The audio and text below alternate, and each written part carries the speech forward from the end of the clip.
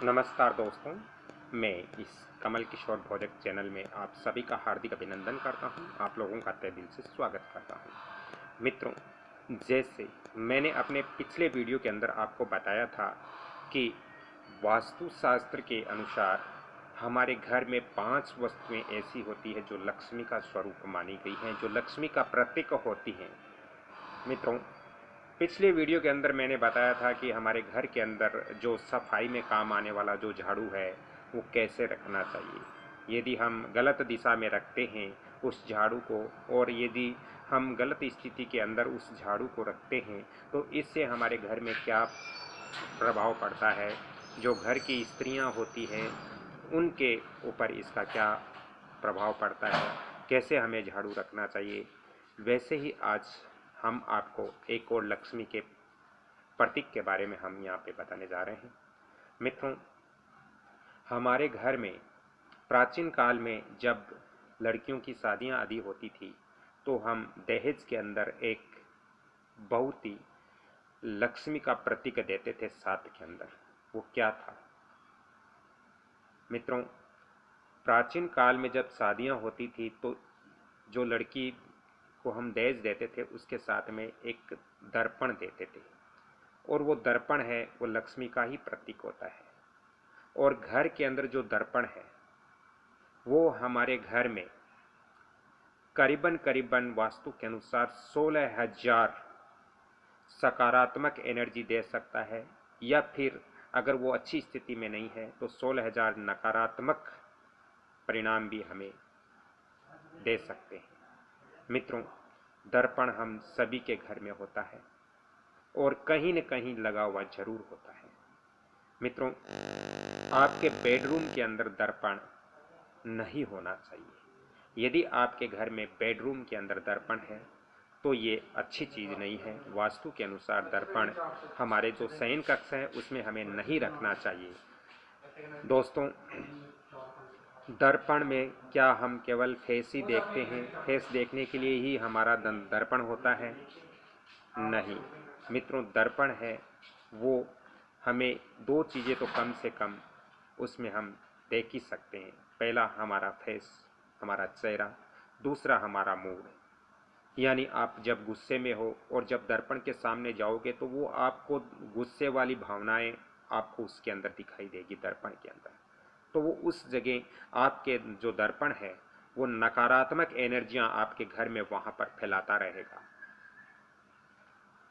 और इसी तरह मित्रों, हमें अपने घर के अंदर जब दर्पण रखते हैं तो हमें बहुत सावधानियां रखनी पड़ती है, अन्यथा हमारे घर के अंदर जो सकारात्मक जो एनर्जियां है वो यदि हम दर्पण को सही तरीके से नहीं रखेंगे तो हमारे ऊपर बहुत ज़्यादा इसका इफेक्ट होगा, बहुत ज़्यादा हमारे जो घर का जो वातावरण है वो दूषित होगा। मित्रों, दर्पण को बेडरूम में नहीं रखें, क्योंकि बेडरूम में रखने से मैं आपको छोटी सी चीज़ बताता हूँ कि यदि आपके बेडरूम में बेड के सामने दर्पण है और जब वो दर्पण खुला रहेगा वहाँ पर, तो आप यदि रात्रि के अंदर वहाँ सोते हो तो आपकी अच्छी नींद नहीं आएगी, आपको अच्छी निंद्रा नहीं आएगा, बहुत बुरे सपने आएंगे। इसके साथ साथ दर्पण में जो हिस्सा आपका शरीर का दिखाई दे रहा है वो अस्वस्थ हो जाएगा, क्योंकि इस दर्पण में जो आपका प्रतिबिंब जो किरणें निकलती है वो नकारात्मक हो जाती है। इसलिए यदि आपके घर में बेडरूम है तो उसको कृपया पर्दे से आप ढक कर रखें। जब आपको आवश्यकता हो तभी वो पर्दा वहाँ से हटाएं और आप दर्पण के अंदर अपना फेस देखें। मित्रों, बहुत सारे लोग हैं जो आजकल शेविंग आदि करते हैं तो वो छोटे दर्पण रखते हैं, वो घर में कहीं भी सेट कर लेते हैं और बैठ जाते हैं और वो अपना मतलब सेव आदि करते रहते हैं। तो उसमें क्या करते हैं, वो बार बार अपनी जो गर्दन है उसको झुकाते रहते हैं। मित्रों, जिस घर में दर्पण के सामने गर्दन झुकाई जाती है उसका भाग्य हमेशा झुका हुआ ही रहता है। उस घर के जो सदस्य हैं उनका सदस्यों का भाग्य झुका हुआ ही रहता है। इसलिए जब भी हम दर्पण के अंदर अपना प्रतिबिंब देखें या अपना फेस देखें तो हमेशा हमें झुका हुआ नहीं देखना चाहिए, हमें अपने नस को ऊपर उठाकर देखना चाहिए, जिससे हमारा भाग्य भी उठा हुआ रहेगा और हमारा भाग्य तरक्की दिन प्रतिदिन करता रहेगा। क्योंकि जो दर्पण है उसमें हमें नकारात्मकता नहीं लानी है, उसके अंदर हमें सकारात्मकता ही उत्पन्न करनी है।